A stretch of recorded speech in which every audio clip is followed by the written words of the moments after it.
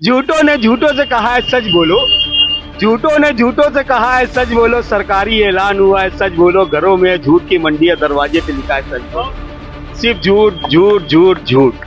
आप बताइए, आपको कोई काम जो मोदी जी का बहुत पसंद आया? मुझे तो कोई काम ही नहीं दिखता, तो पसंद क्या है। देखिए, मुसलमानों के साथ जो चीजें हो रही हैं, इस तरीके कमेंट्स पास हो रहा है, हर जगह रोकना, हर चीज के लिए टोकना, ये इस जो मैसेज जा रहा है ये मुसलमानों के लिए, तो ये रोकने के लिए हो रहा है। इन चीजों को आप खत्म कर दीजिए, हमें कोई प्रॉब्लम नहीं है, चलाइए भाजपा सरकार। चुनाव आ चुका और मैं पहुंच चुका हूं प्रयागराज, और प्रयागराज में सवाल लाइव समझने और जानने की कोशिश करेगा कि आखिर यहाँ के मुसलमान क्या सोचते हैं, उनके अपने मसाइल क्या है और किन बातों को लेकर के वो सरकार से उम्मीद लगाए बैठे हैं। प्रयागराज के बारे में बता दूं कि इलाहाबाद था और मौजूदा सरकार जो यूपी में है उसने इसको प्रयागराज किया था।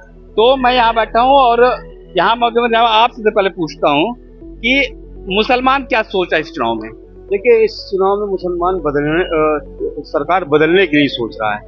जिस तरीके से उसके सामने कठिनाइयां हैं, परेशानियां हैं, उससे वो पूरा दुखी है और इस सरकार को बदलना चाह रहा है वो। और जिस तरीके से उसके साथ हो रहा है वो पूरा देश, पूरी दुनिया देख रही है किस तरीके से एनआरसी और सीए और तमाम आंदोलन और मकान गिराना और मुसलमान को टारगेट करना, भीड़ में देख के नमाज जहाँ पढ़ रहे हैं उनके पिछवाड़े पे लात मारना और नमाज पढ़ने नहीं देना, और तमाम ऐसी जो हमारा संविधान हमको जो हकूक दे रहा है, तो वो हकूक को भी हमसे ये छीनना चाहते हैं। हमको वो चीज भी, हमारे धर्म कर्म का भी काम ये करने नहीं देना चाहते। ये सरकार ऐसी है, तो ये सरकार को बदलने के लिए जो है मुसलमान सोच रहा है कि मुसलमान ये सोच रहा है, लेकिन हो पाता है कि नहीं हो पाता, ये तो अलग सी बात। ये तो अलग सी बात है। आप जनाब बताइए, आपके दिमाग में क्या चल रहा है? तमाम बातें आपने बताई, आप क्या सोच? उन्होंने जो बताया ठीक है। हमारी सोच ये है, सरकार कोई भी रहे, सिर्फ कारोबार और रोजगार पे ध्यान देना चाहिए लोगों को, बस यही है हमारी सोच। कारोबार और रोजगार, कारोबार और रोजगार। तो आप बताइए जनाब कि आपने कहा तमाम दिक्कतें हम सरकार बदलना चाहते हैं, आपने कारोबार रोजगार पे सरकार देना चाहिए, आपके जहन में क्या चल रहा है? मतलब देखिए, इस गवर्नमेंट में फायदा तो किसी को नहीं। रही बात मुसलमानों की, तो मुसलमानों को सिवाय नुकसान के फायदा कहीं से। हर जगह मुसलमानों को दबाया जा रहा है, मुसलमानों को आगे बढ़ने से रोका जा रहा है। योगी जी संविधान की बात करते हैं, वो संविधान पे कितना ध्यान देते हैं? वो भी सारा काम संविधान को ताक पर रख के करते हैं। जैसे भाई, उन्होंने आज तक क्या किया? वो जब भाषण खड़े होकर देते हैं तो हिंदू और मुस्लिम की बात करते हैं। संविधान उनको ये सिखाता है। वो एक प्रदेश के मुखिया है और मुखिया इस तरह की बात करता है, वो सही है? वो सरासर गलत है। आप जनाब, आप क्या सोचते हैं? आप तो यूथ हैं, आप पर तो पूरी कांधे पर जिम्मेदारी है, आप क्या सोचते हैं? गवर्नमेंट किसी की भी होनी चाहिए, गवर्नमेंट को विकास को मुद्दा होना चाहिए, ना कि धर्म की राजनीति करना चाहिए। जैसे कि आप देख रहे हैं कि हिंदुस्तान के अंदर धर्म की ही राजनीति हो रही है। भाजपा गवर्नमेंट के अंदर जितनी बार भी सरकारें बन रही, सिर्फ धर्म की राजनीति, और लोगों का माइंड वॉश किया जा रहा है कि आप धर्म को, मंदिर को लेके, मुद्दे को लेके, इसके अलावा चुनाव कोई मुद्दा नहीं है। आप देख लीजिए, कोई कारोबार नहीं है, कोई नौकरी नहीं है, लोग सिर्फ जगह जगह परेशान है और मुसलमान सिर्फ टारगेट किया जा रहा है। कैसे आप ये सोचे, क्यों मुसलमान को टारगेट किया जा रहा है? देखिए, मुसलमान को क्योंकि ये हिंदुस्तान है, इस गवर्नमेंट का कहना है कि हिंदुस्तान है, यहाँ हिंदू रहेंगे, यहाँ मुस्लिम नहीं रहना चाहिए। कब कहा सरकार ने? गवर्नमेंट कहना यही चाह रही है ना, वो डायरेक्ट नहीं कह रही है। वो जिस तरीके से आपको हर जगह तोड़ रही है, उसका मुद्दा तो वही है। भाई, आपको हम किसी चीज को, हमें आपको अगर करना है तो धीरे धीरे आपको तोड़ेंगे ना, एक बार की थोड़ी तोड़ देंगे आपको। तो ये कैसे बदलेगा, ये मैं समझना चाहता हूँ। देखिए, जब तक कभी परिवर्तन नहीं आएगा तब तक कोई बदलाव नहीं होगा, और परिवर्तन मांग रहा है। 2 बार से आप लोगों ने देख लिया है, ये तीसरी बार है, और ये जनता को ही फैसला करना, किसी और को करना नहीं है। जनता को फैसला करना है। लेकिन आप हजरात, आपने बात कही थी कि सीए एनआरसी की बात है, एनआरसी अभी तक आया नहीं है। सीए नागरिकता देता है, नागरिकता लेता नहीं है। ये सीए जो है, ये पहली एनआरसी और की वो पहली सीढ़ी है, उसके बाद वो फिर धीरे धीरे सब आएंगे। वो आपसे एनआरसी जो है, जो सीए है, सीए पहले आया है, उसके बाद फिर वो धीरे धीरे सब आएंगे। इसकी बहुत बड़ी सिस्टम अपना वो फॉलो करेंगे धीरे धीरे।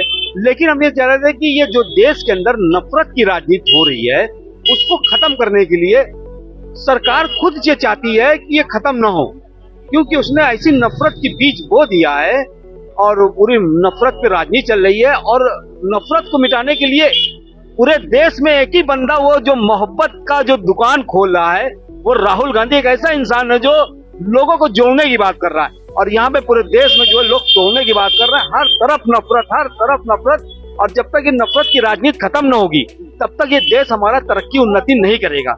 क्योंकि जब अंग्रेज भारत के अंदर आए थे तो वो राज हमारे ऊपर कब से क्यों कर रहे थे, जब तक हम बटे हुए थे। महात्मा गांधी ने सबको जब एक किया, जब एक होके हिंदू मुस्लिम सिख ईसाई जब अंग्रेजों के खिलाफ लड़ने लगे तो अंग्रेज को एहसास हो गया कि अब सब ये एक हो गए, हमको उखाड़ के ये फेंक देंगे, और लास्ट में वो अंग्रेजों को यहाँ से भागना पड़ा। लेकिन आप ये बताइए कि जो मुसलमान है फिलहाल हिंदुस्तान के, वो कभी एक होते ही नहीं है, कोई किसी वोट देता किसी वोट देता है, तो एकजुटता जो होती ताकत होती वो तो है नहीं मुसलमान के पास। देखिए आपकी ये पहला चुनाव होने जा रहा है जहाँ पे पूरे हिंदुस्तान का मुसलमान सिर्फ और सिर्फ जो है नफरत को मिटाने के लिए वोट कर रहा है। उसका वोट वहीं जाएगा जो नफरत मिटाने के लिए काम करेगा। और जान रहे हैं कि एक पार्टी पूरी तरीके से देश के अंदर हिंदू और मुसलमान करके सत्ता में बैठी हुई है, हिंदू और मुसलमान को लड़ाती है, त्योहार को त्योहार में लड़ाती है, मतलब एक दूसरे को त्योहार भी होने नहीं देना। जहाँ पे हिंदू हमारे यहाँ ईद में रमजान में आते थे सेवई खाने के लिए और रमजान में आते थे अफ्तार करने के लिए, अब वो सब खत्म हो गया। एक दूसरे के सुख में दुख में खड़े होते थे, वो खत्म भारतीय जनता पार्टी ने कर दिया। हमको चाहिए जब तक भारत के अंदर एक साथ मोहब्बत से न रहें तब तक देश हमारा तरक्की उन्नति नहीं करेगा। लेकिन मोदी जी का कहना है सबका साथ सबका विकास सबका प्रयास। आप बताइए जनाब कि नरेंद्र मोदी जी जो हमारे प्रधानमंत्री हैं वो कहते हैं सबका साथ सबका विकास, एक हाथ में लैपटॉप और एक हाथ में कुरान, तो जो बात आपने कही वो तो उससे मिल नहीं खाती थी। देखिए ये बहुत अच्छी बात है, अगर उन्होंने कहा कि एक हाथ में लैपटॉप एक हाथ में कुरान, अच्छी चीज़ है, लेकिन वो उसको करने कहाँ देना चाहते हैं। वो तो हिंदू मुस्लिम की राजनीति करते हैं, दूसरा उनके पास कोई राजनीति है नहीं, कोई मुद्दा है नहीं, तो राजनीति तो वो हिंदू मुस्लिम पे ही कर रहे हैं। लेकिन आप बताइए कि आप यूथ हैं, कहा जाता है कि मुसलमान को आगे बढ़ने दिया था उनको नौकरी नहीं आ जाती, एक परसेप्शन क्रिएटेड है with in the Muslim community. लेकिन अगर आप में कुव्वत है, आप में हुनर है, आप में काबिलियत है, तो कौन रोक सकता है आपको? रोक तो नहीं सकता कोई, लेकिन इतना आप सिस्टम ले आ रहे हैं किसी न किसी चीज को आप मुद्दा बना के आप उसको पीछे कर देंगे। भाई आप जिस तरीके से महंगाई बढ़ रही है आप देख रहे हैं कंटिन्यू। भाई मुद्दा क्या था मोदी जी का 2014 में? महंगाई।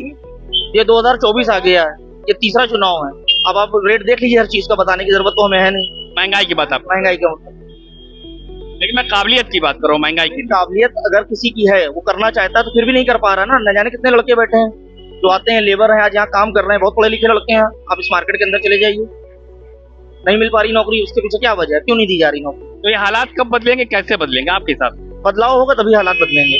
सियासी बदलाव, जब हाँ सियासी बदलाव होगा तभी हालात बदलेंगे। आप कुछ कहना चाह रहे थे? हम यही रोजगार के बारे में, कारोबार रोजगार, और जिस तरह से जो है ये हिंदू मुस्लिम हो रहा है उसको छोड़ करके देश हमारा कैसे आगे जाएगा, बस उतना ही हम चाहते हैं। देश को आगे बढ़ाने की कोशिश में लगिए।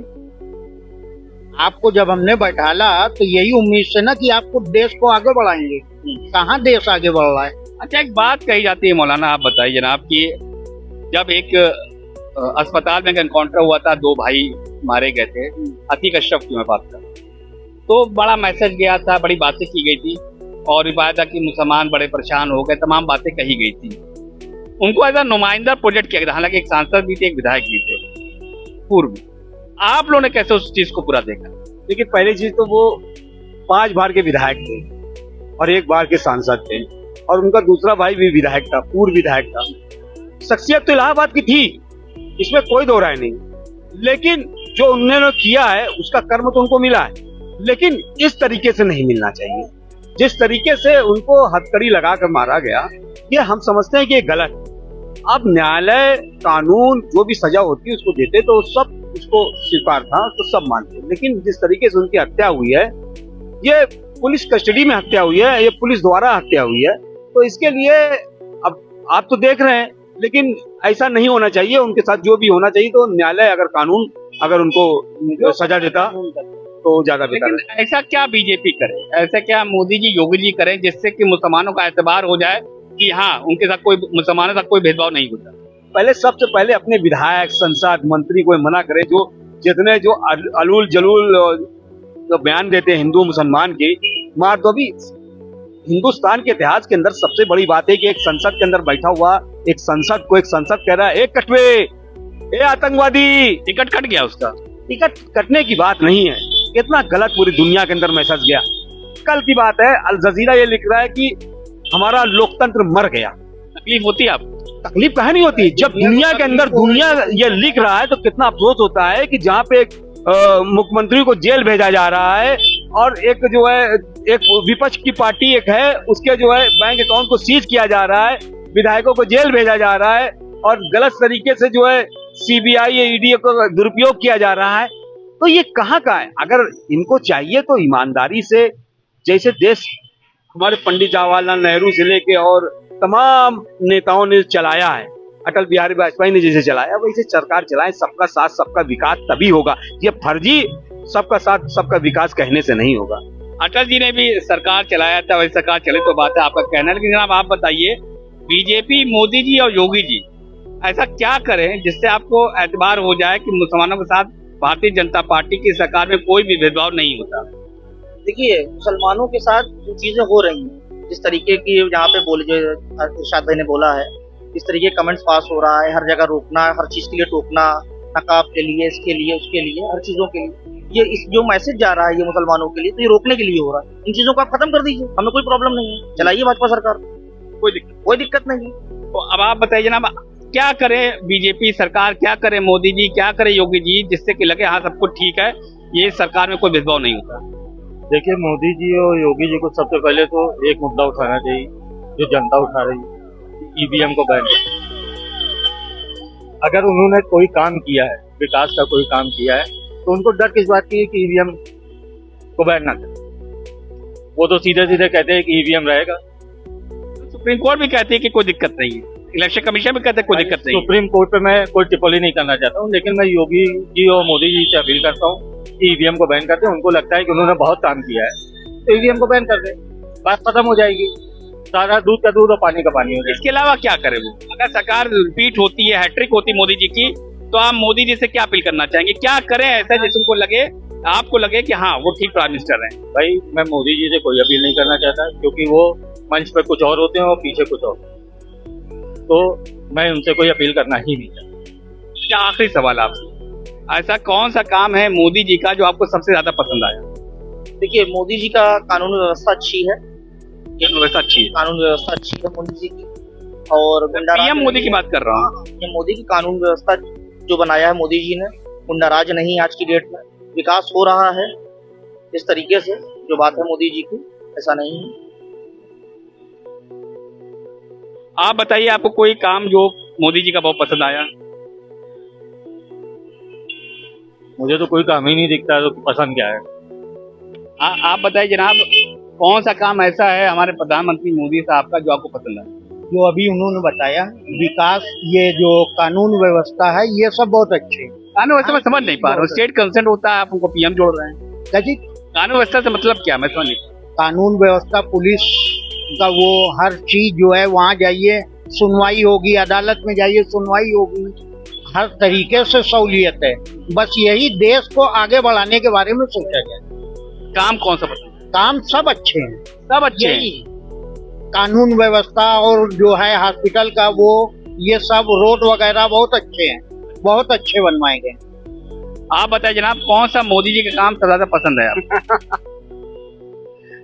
झूठों ने झूठों से कहा है सच बोलो, झूठों ने झूठों से कहा है सच बोलो, सरकारी ऐलान हुआ है सच बोलो, घरों में झूठ की मंडी है, दरवाजे पे लिखा है सच बोलो, सिर्फ झूठ झूठ झूठ झूठ।